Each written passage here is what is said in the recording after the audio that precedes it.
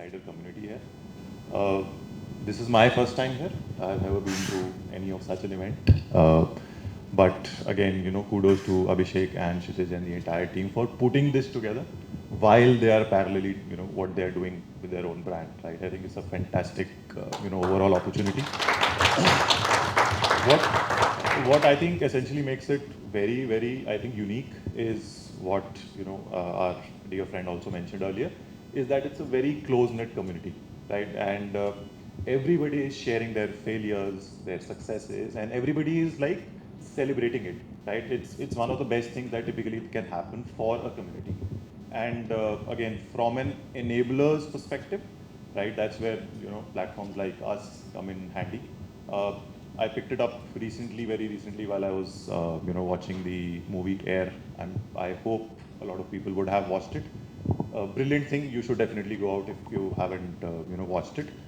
Uh, it's a great quote in that film, which is uh, a shoe is a shoe until someone actually gets into it, right? And the magic from there on typically starts to happen, right? So for the enablers who are out there, like us and the other friends who are out there, I think a problem was always a problem until someone actually took it head on and started to do the dirty work and made something out of it, which essentially is helping everybody across the community. I think that is the biggest, I would say, plus that has come out, right, at least in the last few years, from a D2C standpoint. And hats off to everybody who's in the room, and of course, a lot of other people who are solving smaller problems, but eventually that's giving a massive uptake for every business in the D2C community, right? Niggling problems would always be there, right? Nothing is perfect, right? It takes a lot of time for things to get perfect, right? Things to move forward and, give you better results. But everyone together will make a huge difference. I think that is something where we also started off with a pain point where somebody who was in the founder's shoe was driving a business and was failing, probably facing these niggling issues, some stumbling blocks here and there, while of course the brand would continue to grow, right? But these issues, these pain points, is something which was like becoming like a bigger pain point and across the industry. And while of course everybody loves to talk about bigger brands, they love to talk about and work with of course bigger brand, number वहाँ से आता है, धंधा वहाँ से आता है. But it's also about the community, right? We love looking at it like a community issue and a community pain point, and we try to solve it from that angle, right? Uh, Imagine something, a guy who's starting today, right? A brand which is starting today is able to leverage the same set of experience for their, let's say, users who's coming into the platform, versus maybe, the giants like a boat or a noise, like multiple others. And they get the same set of data insights from day one, right? Which again, the biggies have an access to, right? So it's like an exchange program, as we were talking about earlier, that we've been able to do that, and hence been able to help the overall community, right? All the partners who are coming in, who are budding, who are just starting off also, we are able to do that, for them from day one. I think that's the beauty of it, and we take great pride in doing all of these things together, right? So, before we deep dive into the world of Gokwik, of essentially, who we are and what we do, I think it's also important for us to understand the pain point, right? And that is something that all of us are wanting to talk about, right? So before I hand it over to Vardhan, my teammate, who is like an expert in the product, right? He's a product champion. So the whole idea is the checkout and conversion rate optimization as a challenge per se, right? Uh, we'll come down to multiple slides and multiple things going forward, but all of us are doing multiple things to get the user into the funnel, right? All the efforts of putting in Meta, Google, etc., partnerships and all to get users into the funnel. But there is somewhere in between drop-offs happening, right? And majority of them are happening right from a checkout initiative till the payment page happens, right? And that is essentially what we as a platform have taken on as a challenge and are trying to solve for, bit by bit. I'll now hand it over to Vardhan for taking us through the, let's say, the pain points driving them more deeply, to understand them more deeply, and then possibly also talking about the solution as well as we go forward. Thank you, Karan. Karan will be back for another round of discussion later on. But I think, thanks, Karan, for setting the context. See, I think as D2C brands, I think our journey starts really at the customer's end, right? And what we did at Gokwik was to understand the customers a little bit better, right? Because the pain points is a symptom. You really need to attack at the cause, right? And through our extensive data, what we figured out that there are different types of customer profiles. And you need to really build journeys which fit that customer profile with the audience that you have and the business that you're operating in. So what we've done is we've categorized them into four. And I like to walk through the user personas for each of them so that you understand that. And I mean, feel free to ask or I mean, just raise a hand. I mean, we can do that as well to kind of just let us know if we are in sync, right? When we are talking about user personas. So there are four types of user personas right now. There's this first-time purchasers. The second one is a repeat purchaser. The third one is a discount chaser, right? A person who looks after like discounts.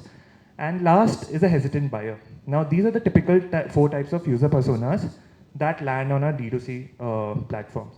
I'd like to start with the first one. Now, a first-time buyer is typically a buyer that's shopping on the online space for the first time.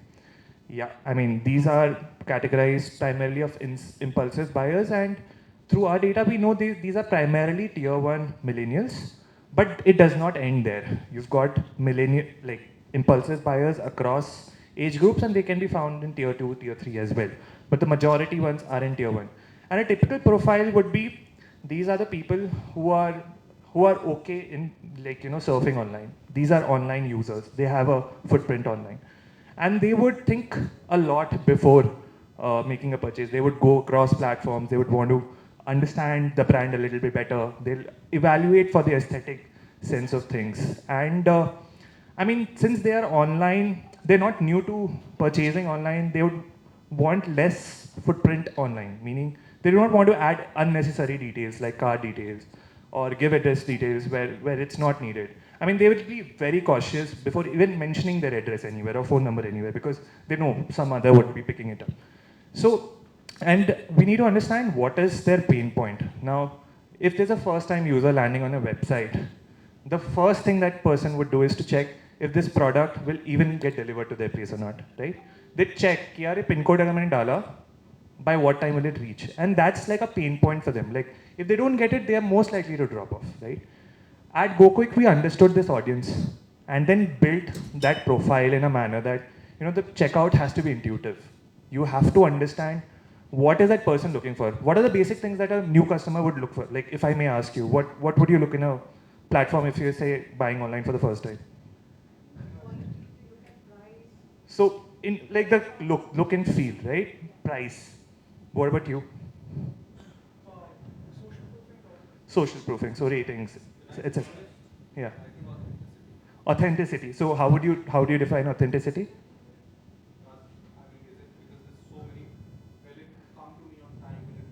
Exactly. So you would. Yeah, yeah. So you'd want pretty much all the information out there, right? Before making a purchase. Like it has to be clear. Like are there no hidden costs involved? Will this product actually get delivered or not? Will it actually meet its promise of getting delivered by next date, right? So if you're a first time purchaser on a website, you'd probably ask trust, right? And you're solving for trust, right? And that's what we do, right? We do not give more than that's necessary. We do not over jargonize that checkout flow for any first time user. And that's how you should be looking at, even from a brand perspective, when you're trying to enable a checkout, right, for a first time user. Over to the next one.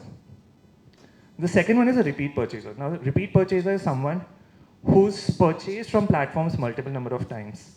And a typical profile here would be someone who's busy over the weekdays. Weekends mein chill lena hai. Matlab, I don't want to go and shop anywhere, so I'll probably buy online. I've had a good experience of shopping online. I preferably go to the same brands over and over again, right? So, because I've had a good trust with them, right? So now we have passed that trust phase and now into that phase where I'm talking convenience, when I'm talking experience, right?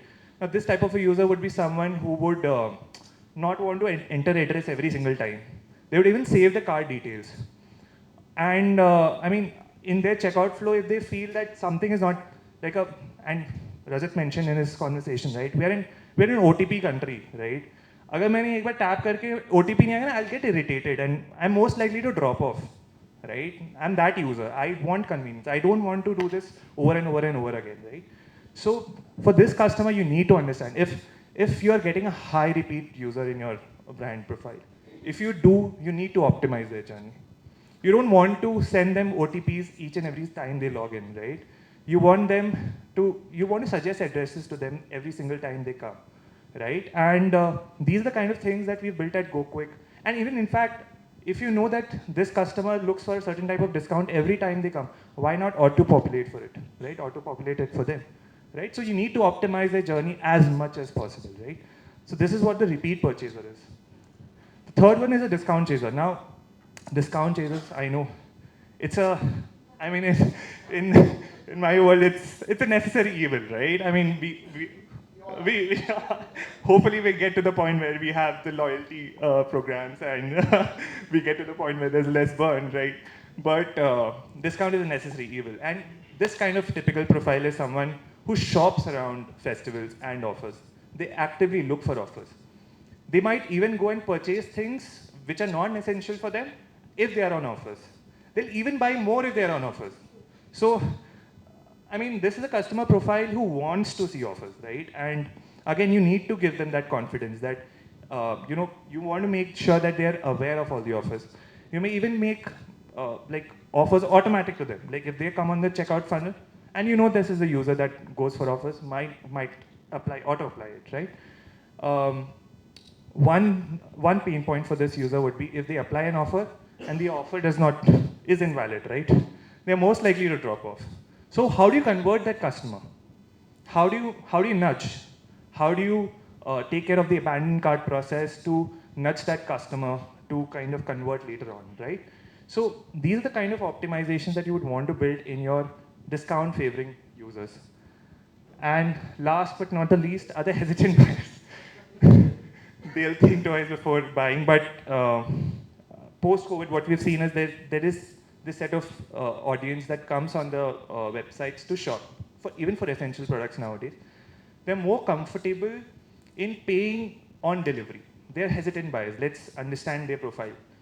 It's very important to have them as well because today, I mean, most of us know that cash on delivery is one of the major reasons. And I mean, if you do segment the entire base, they form a sizable population, right? So you need to solve for them. You can't stay away from them, right? You need to enable them in a manner that they understand D2C. And what they're looking for is trust. Trust like, my payment went through, but the order did not get placed. My order got placed, but I don't have any track on delivery, right? So those are the kind of hesitant buyers who would look or think n number of times before shopping on a website, and you need to build for trust. And I think what we understood is that at Gokwik we should be solving for it. So just kind of summarizing everything together, every piece put together, what we've done is we've built a portfolio of 3 products. One is to improve conversion, second is to protect RTO, and the third one is how we can optimize the journey on the chat front. And the broader vision at checkout, at least for us, I mean, the motto is to build the Earth's fastest one-click checkout solution. And when I'm saying this, right, the intent, the larger thought that I was trying to kind of take away for you all is, you need to assess the kind of customers that you have, the brand positioning that you have, the kind of people who are coming for transaction, and basis that you should optimize for that journey. Yep. Yeah, over to you, Karan. I'll come back here. So essentially now where we are in our journey is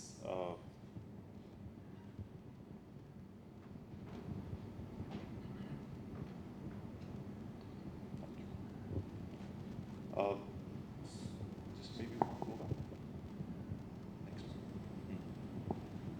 Just to maybe highlight once again, we've grown very rapidly. We're now working with, this is a slightly older number, 650 plus brands is what we are currently working with. More importantly is the user understanding, right? And we've done a lot of deep dive and a lot of understanding of the user intent And that is what essentially forms a very, very large part of understanding RTO as a pain point, right? So the user set currently is somewhere around 86, 87 million who's transacting across 650 plus partner brands that we have. And hence we are getting that intelligence gathered across brands, across platform, and we are able to optimize it going further, right? Now, as I was pointing out earlier, कि problem कहाँ पे आता है, right? While you've done all of the marketing to get the people into your ecosystem, the biggest problem or the drop-offs are happening right there after an addition to the cart, right? From a checkout initiated till the payment page, सबसे बड़ा massive problem वहीं पे आता है drop-offs का. Industry-wise, if you look at the numbers, it is somewhere anywhere between a 45 to a 55 odd percent. Could be slightly lower for some brands and could be higher for a lot of other brands as well. Somewhere in between. That's a massive loss, and hence the CACs are also going north, right? While of course there are a lot of other things at play, but this is also one of the reasons why the CACs are also going forward. Because we've been able to optimize all of these things over a period of time, what you see is that the journey becomes much more smoother for a user. I'm not getting into the numbers here again. The journey becomes much more smoother and very simple for the user, wherein they are able to just move forward in a jiffy, address, and straight away to the payment, right? It makes the life of a user much more, let's say, easy, and hence we are able to drive better conversions, which eventually will improve your CACs, right? So let's say if you're spending 10,000 rupees for getting 100 transactions, going forward spending the same amount, you might getting 110, 115, 120 transactions, right? That's the kind of optimization that we are able to bring to our partners, right? There are several examples, there are several case studies now out there on our platform.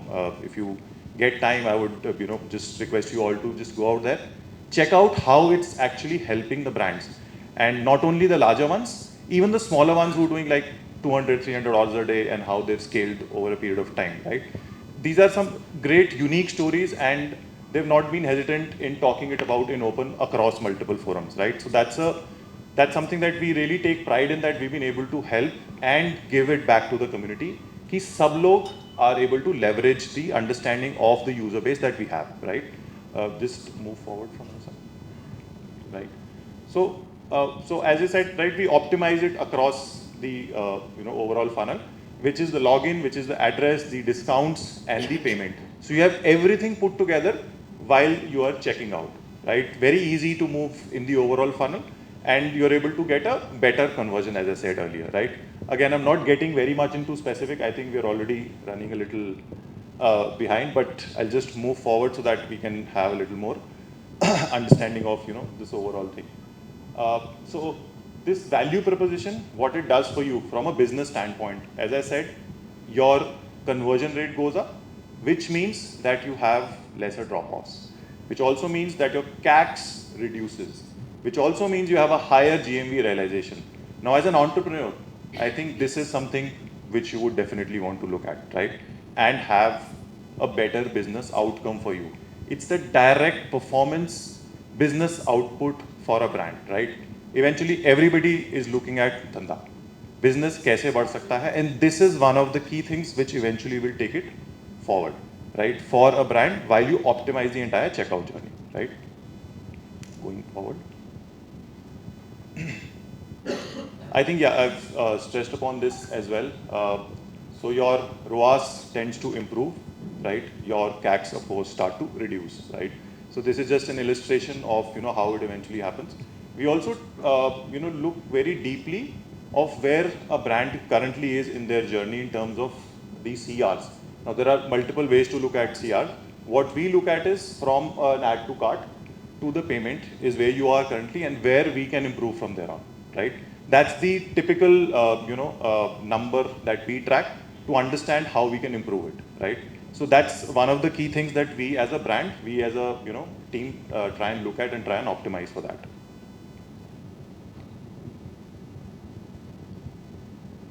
You want to play the video?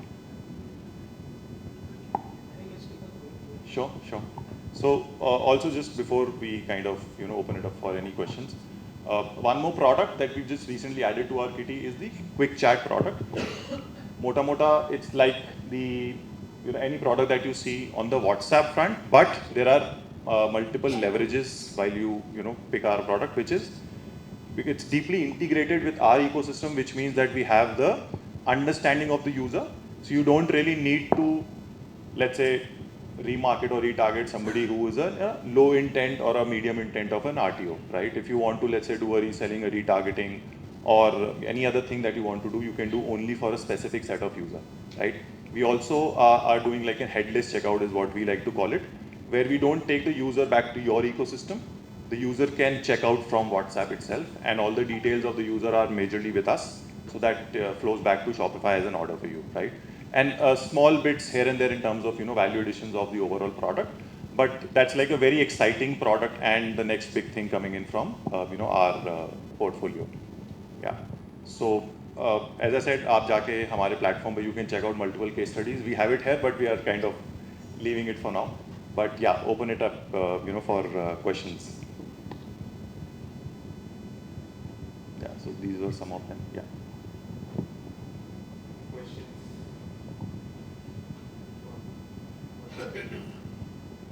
हमारा ज़्यादा अच्छा था।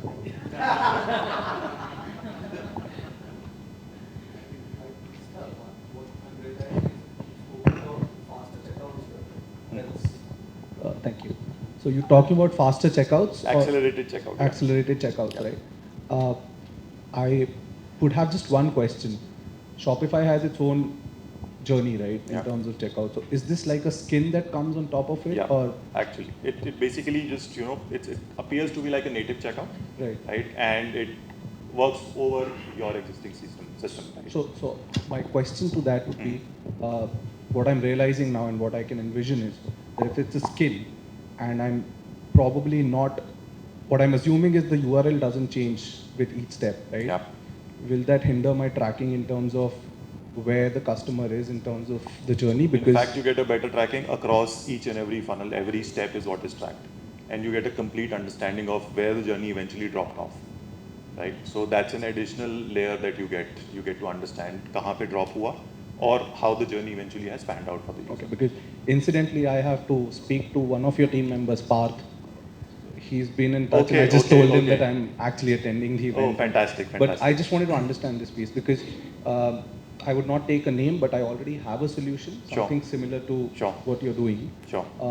But I have this major issue there where, because the URLs aren't changing, I am unable to really track whether it was an add to cart or a checkout or where was exactly the drop off. So I'm not getting those metrics any further, and GA is also getting hindered because of that. So that's one problem statement that I definitely wanted to discuss. So tracking is in place. I think Vardhan would be the right person to maybe deep dive into it and give you like a proper perspective. From my perspective, of what I have been able to understand, and we work very closely with the brands. The tracking is not an issue, and all the integrations from, let's say, a Facebook or Instagram or your GA, all the tracking and the mechanisms are already in place, right? Okay. So the funnel for you in terms of view, right, is what you're looking at. It doesn't break for you. Yeah. Thank you. You want to add something to that? I have so you mentioned about conversions, right? So taking the customer to the place where he instead of paying, there is something called success rate of payment. Right? That also is a major pain point. Not only for a customer, for also brand, because they pay MDR on that. True. Right? How are you helping optimize that solution? Because that is not only a conversion but also a financial rate on the P&L. True. I think fantastic question. We possibly could have also covered this, but thanks for reminding us. So essentially, the payment side of it, we are like a payment aggregator where we've plugged in multiple payment gateways at the back end. Whichever payment gateway is giving you a higher success rate, the auto switch algo will move to that particular payment gateway. So it will give you the best success rates, which is across industry, right? So that automatically is taken care. पीछे बहुत सारे payment gateways लगे हुए already, right? So thanks for this question. Yeah. Does that mean we have to be integrated with everyone?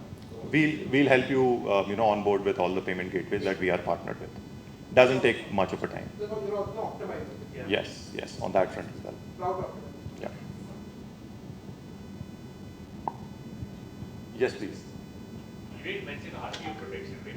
What is that RTO protection thing that we really would do? Sure. So a lot of technicalities that go into it, right? But for a basic understanding, we have like immense confidence in our product and capabilities of the product, we're happy to come in like a partner with you, wherein we'll pay you a certain amount from day one, the moment you plug in with us, if there is an RTO on a cash on delivery order, right? So we are happy to become like a partner and do that for you. And of course, there are multiple things that we track to give you that particular amount, but we are happy to come in like a partner. So this is, I'm guessing, so you provide a recommendation, or this is, you provide a recommendation saying this, if this customer is safe or not safe or not. So there are multiple interventions in the checkout itself, right, which basically is optimizing for you as a merchant, wherein let's say if I as a user am in a high RTO intent zone, let me call it, let's say a red zone, right? You have an option to define the journey saying Karan ko COD dikhana hi nahi hai. You can block that. Let's say if you want to open it up, you can say I'll charge a 100 rupee fee from Karan on COD. From Vardhan, who is in a medium intent zone, you can charge a 50 rupee. For let's say yourself who is in a low zone, wherein you are a fantastic user, there could be no fee, or you can possibly maybe pay 25 rupees, right? Yes, please. So thanks for that question, and I was just addressing it, and I'll take just a minute more. So we don't believe in penalizing a customer. Let's just set that fact straight. The thing is, we believe that each time a request comes to us, it has to be assessed differently. Like, so for example, I was just talking to Rajat a couple of minutes back. Like, if I go on a particular website and normally my average order value is for 3,000 rupees, right? Suddenly I make an order for 15,000 rupees. Wouldn't that seem fishy to you, right? Now, if I go back to 3,000, I won't be fishy anymore, right?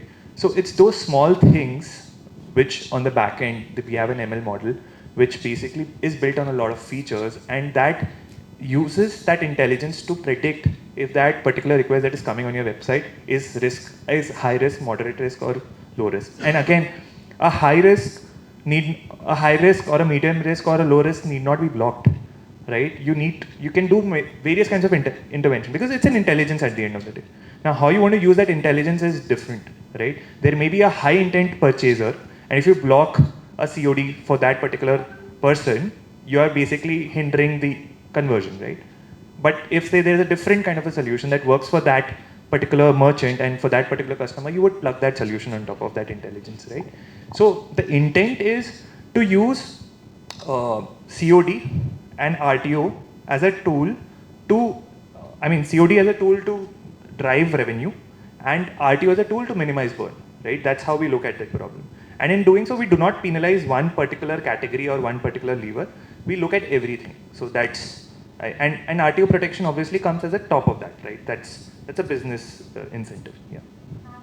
Yeah. Dissuading basically users to go for a COD as an option, and parallelly encouraging them to move towards a prepayment option. Basically, what I wanted to understand is, do you increase prepaid conversions? And if it is COD, are there incentives given to them to convert to prepaid conversions? Does the system work that way? Yes, absolutely. So you can incentivize the users for prepayment options as well. Now, whether it's completely up to you, whether you want to do it for UPI or all other prepaid options, that's a journey that you can continue to define for the users. And that typically will help you increase also your COD serviceability, right? Because you are putting in multiple interventions there. And parallelly, because of the same reason, you're also able to push your prepaid as well. Yeah. Sorry, I just have one more question. Can you take that next one? We'll take it offline. Yeah, we'll definitely connect. Sorry for cutting Thanks you. so much, but everyone. We'll be running Thanks out a of lot. time. Thank you so much, Karan and Vardhan, for the lovely session. I think we've understood now that we need to do a lot of things with respect to growth and loyalty, and then how do we optimize checkouts. But I think once the order comes in, and as Rajat also mentioned earlier, a lot of moving parts post-order has to work seamlessly, be it the logistics or the warehousing part. So I'd like to invite the team from Emiza here. We have Ajay and Shubham. Ajay is the founder and CEO of Emiza. A big round of applause for the team at Emiza to take us forward to the post-order journey. Hi guys, Ajay here, the CEO and founder of Emiza. So I think we've had a lot of interesting conversations, I think, about the sexy part of the business, right? We all want to talk about loyalty, journeys, converting customers, but unfortunately we are dealing with that end of the business that nobody wants to get their hands into, right? So someone's got to do the dirty work, and that's why we're here. So, I mean, I don't know how many founders I've spoken to who said, boss, मुझे warehouse जाके labor से बात करना है यार. You know, they're saying, boss, मैं influencer से बात करूँगा, मैं अपने customer से बात करूँगा, पर मैं labor से बात नहीं करूँगा. So that's kind of the place where we come from. So my background is, I've been in this space for the last 20 years. Pretty much a hardcore supply chain logistics guy. Formed Emisa about 6-7 years ago. And if you look at the whole intent of Emisa, if you look at our name also, right? People ask me, what does Emisa mean? And it's all about, Isa in Emisa is in Sanskrit power, so it's about empowering businesses, right? So our whole model is about empowering small and medium businesses to grow their business online and offline. So with that, I thought I'll just talk about 3 things with you guys. One is I don't want to get into the heavy aspect of warehousing itself, because that's all about industrial engineering, it's all about process, it's all about tech, and there's nothing that you guys are going to take away, because that's what we do. So I thought I'll talk about 3 things that most customers usually come to us about, right? And I think if you look at the supply chain part, right, the main thing is about metrics. Once you spend a lot of money, you spend a lot of effort bringing the customers in. Like Rajat talked about, if all the pieces don't work seamlessly, right? How are you going to ensure that you keep the customer? How do you ensure you retain the customer? Second is about profitability, right? You spent all this money on acquiring the customer. If you don't make money at the end of it, right? How do you make sure you get a return on your investment, right? So let's talk about a few metrics. And this is what I believe. There are about 7 metrics that I believe that every D2C founder should track. And this should be on your dashboard every single week at least. If you are not tracking these metrics, you're going to end up losing money. And this is the difference between running a profitable business and running a loss-making business, right? So the first and foremost is about the customer experience, right? Order to dispatch. So typically when you're doing your D2C orders, the minimum expectation is your orders have to get dispatched within 24 hours. And there, again, there's a matter of a cutoff, right? So if you've got your courier coming at 4 o'clock or 3 o'clock, you've got to make sure you hit that cutoff. Similarly, if you're running a same-day program with any courier provider, right? You need to run a separate cutoff for that. Do you have the necessary tech to manage 2 different cutoffs within the warehouse, right? So that's something you need to think about in the solution that you're driving in your own warehouse or with any other third party that you're running. So critical aspect is, are you tracking that at least 99% of all your orders go out within 24 hours? The second one is order to deliver. Now here, I've seen a lot of founders who talk about, look, my average is 3 days, my average is 4 days, right? Averages don't work. You can't run your business on averages. You have to segment your deliveries, and 2-3 things you have to look at. One is, the products that I'm delivering for the geographies that I'm covering. What is Amazon doing for the same set of geographies? Is my product on Amazon getting delivered faster? Is my product on Flipkart getting delivered faster? If you want to get traffic on your website and you want to sort of make sure that conversion happens, you've got to ensure that your tags and your SLAs are at least at par, if maybe not a little bit longer. Because if you're giving a certain offer or a discount, people would still buy it from you. So there are 2 critical things. One is, how many of your orders are delivered within 48 hours? And the minimum expectation that I see from most founders that we've interacted with and from the data that we have is you need to hit at least 60% of your orders within 2 days. If you're anything below 60, 40, 50, you're going to be getting RTOs, right? That again, a problem what Gokwik talked about, and I'll get a little bit deeper into this. Second is when it comes to 72 hours, that's the threshold, 80%. Anything, again, above 80%, you're going to start getting RTOs over there. So your network design, how you design your network in terms of where all are you having your fulfillment centers, which are the courier partners you're going to be working with, how are you treating prepaid couriers versus your COD couriers. All of these decisions are super critical while designing and optimizing this, right? Another thing about inventory, right? So if you're going to replicate inventory across 3 cities or 4 cities to try to achieve these kind of tags, again, the critical thing is, how do you think about what SKUs to replicate, right? Because a lot of brands have a situation of 80-20, right? Your 20% of your SKUs give you 60 to 70% of the business. So you need to ensure that you are tracking that and only those SKUs are getting replicated across those 3 or 4 cities, right? So you're hitting them, the major peak over there. So that's one aspect. The third thing is on NPS, right? So this is again a critical thing, right? End of the day, your loyalty, customers coming back to you, your repeat orders are all driven on NPS. And NPS again is a factor of two things, right? One, again, it's your own product, the kind of service you're giving.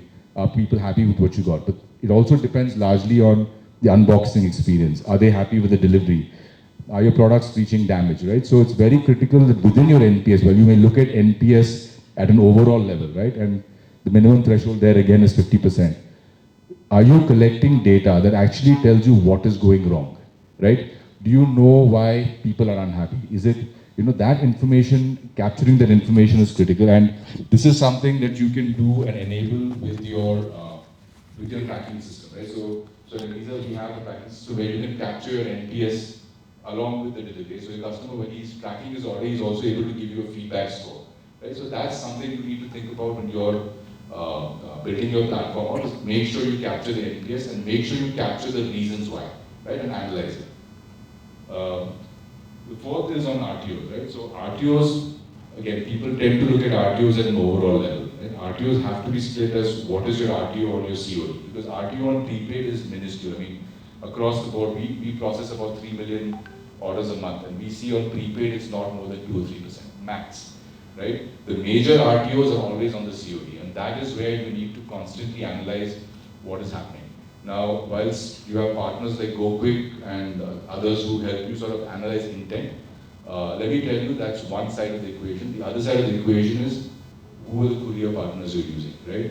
If you are not analyzing that, if you're not using the right set of partners, if you're not analyzing the delivery timeframes, no matter how good the customer is at the other end, you're going to have an RTO, right? Similarly, people are also looking on Amazon. They order on your shop, on your website, and they go to Amazon, they go to Flipkart, and they see what's the delivery time there. So that again is something you need to keep cognizance of, and you need to keep checking that if you want to bring the RTOs down. So a couple of our customers have achieved RTO ratios on COD of about 6 to 7%, and it's a rigorous exercise. You have to constantly download the data, monitor it, and then upload the new PIN codes, the new courier allocations on a weekly basis back into your system, right? So if you do this, you can drive the RTO percentages down. Another aspect is something called back to shelf, and this is something that's often ignored by a lot of companies, is when you get returns, how quickly is that inventory making its way back into your saleable inventory? Because there's a lot of money being lost there. I mean, we've seen people who've taken weeks, months, and sometimes even never brought the returns back, and they're not even tracking those returns. So when the returns come in, if your inventory is not getting back onto your shelf, if you're not segregating what's damaged from what's good, and within what's damaged, what's salvaged, what you can salvage, right? If you're not doing that, you're leaving money on the table, right? So this is something that's extremely critical. And ideally, the metric that you should have is about 90% of your returns should be back on shelf within 48 hours, and then the balance within 96 hours. Inventory turns. Again, this is a forecasting problem. A lot of people have issues about figuring out what to order, how much to order. So my recommendation to anybody is, whilst people always hire first for someone to handle the logistics side, you need to hire someone to handle the planning side, because that is where things go wrong and you have inventory stuck in the system. Ideally, about 10 to 12 returns is what one should achieve. For FMCG, we've seen customers go as high as 15 to 20 as well. So this is something that is extremely critical. And again, this also plays out on your inventory replication strategy, right? So there's always a fine balance that you have to maintain between the number of locations you open and how does that impact your inventory turns. What do you mean by turns?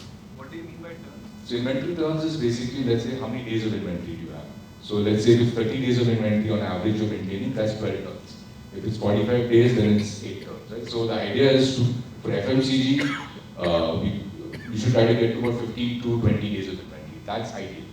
For fashion, it goes up to 60 to even 90 days, right? So it's very category specific, but as a metric, this is something that has to be on top of mind for a founder, right? So, because also there's another misleading thing, right? You also have fast moving SKUs, and then that turns very, very fast. And then you're sitting on a whole bunch of aging inventory and nobody's even looking at that, right? So you need to even look at not just your inventory turn, but also do aging across category, across SKUs, right? So, yeah.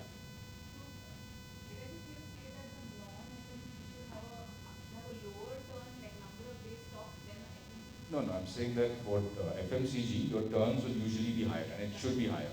But for certain categories like apparel and stuff, there's a lot of issues of inventory aging because there's seasonality and stuff like that. So there, your turns will be lower. The stocks will be higher, the turns will be lower. The last important point is again inventory accuracy. Again, this is another critical point where there's a lot of mismatch. People end up doing inventory counts at the end of the year, and then they suddenly realize I've got a big hole in my pocket, right? So this is something that as a practice you have to build within your own operation. Ensure you have regular cycle count. So the cycle count is when you don't stop your operation. You basically pick one SKU and you count that one. Hello. So typically what we do is you classify your inventory to A, B, C in terms of A high value, B medium value, and C low value, and then you have the same ABC on speed of movement. So A is fast moving, B is medium moving, and C is slow moving. So target the A, B, A, and B, right? So you target those and you count those, maybe every week or every month. Your inventory accuracy will be much higher. Another reason why we see inventory accuracy being low is because people don't get their cartons properly labeled when it comes from the manufacturer.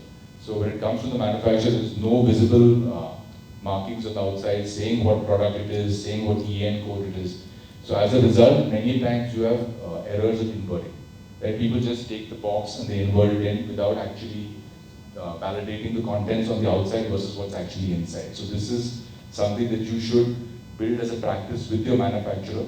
Have all the details captured outside the box, be it the manufacturing date, the expiry date, the product, the EN code, all of that stuff, right? So these are the metrics, and just a quick show of hands, how many of you are tracking at least 4 of these on a weekly basis?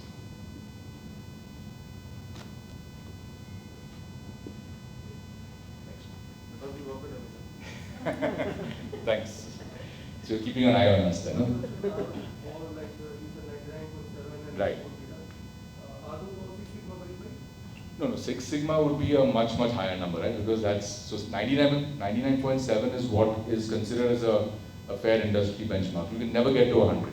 100 is impossible to get. Even, yeah, 99.7, 99.8 is a fair number to get.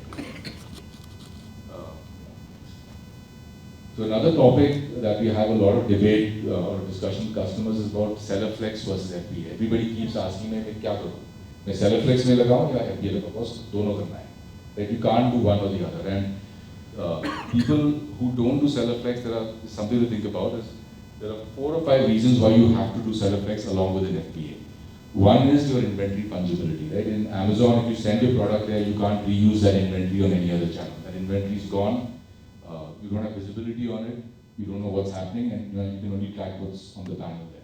So one is inventory fungibility. If you're running seller flex in your warehouse, you can quickly move inventory if it is not selling on Amazon to Flipkart, to your own website, to B2B, so on and so forth. Second thing is it de-risks you on appointments, right? Even if you've got, especially during the season, right? So people keep telling me, Ajay, there's a cost, it's higher because seller flex, you have to pay the technology fee, and it's more expensive to run a seller flex program. But think about it, on a prime sale, if you don't get an appointment and you lose that sale, that's going to hurt you a lot more, right? Than a few extra bucks that you pay on running a seller flex. So that's the second reason why you should run a seller flex. Secondly is also with new products. Amazon doesn't take new products in. So new product launches are ideally best done through a seller flex program from your own warehouse. Your long tail, right? Long tail again, when it comes to slotting with Amazon, you may or may not get the ability to put your long tail products into Amazon. So that's why you need to run a seller flex. Third is damages and inventory losses, right? So this is something you have very limited visibility. And then end of the day, you get products back, they're damaged from Amazon, then you can't even reuse it, and you're running behind putting claims in. So if you're running the seller flex from your own warehouse or from a 3PL, there at least you have much better control on the RTOs that come back. Are those RTOs being put back in? Are the damages being addressed properly? That you lose that control completely in an Amazon warehouse. And lastly is overages on shipping, right? How often have you ordered something from Amazon and it's come in a oversized box, right? It happens all the time, right? Because they cannot make boxes to actually sort of fit every single size. And what happens as a result? As a brand, you end up paying higher shipping costs. And I can tell you, about 10 to 12% of the times, people don't even go back and claim those amounts from Amazon, right? And that's just money that you're losing, that's money off that you're leaving on the table, right? So this is my 2 cents on Amazon Seller Flex versus FBA. The third point is, again, a lot of brands, especially smaller brands, right? When they're starting their journey out, they come and say, why should we outsource, you know? The founder saying, boss, मुझे खुद pack करना है, मुझे thank you note लिख के भेजना है customer को, पर कब तक करोगे, right?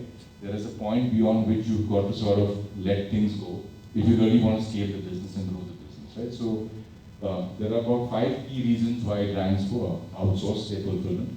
One is it's not core to you, right? If you are a product guy, if you are a sales guy, तो बेचो ना. Why do you want to sit and pack shipments? Why do you want to sort of manage that entire piece, right?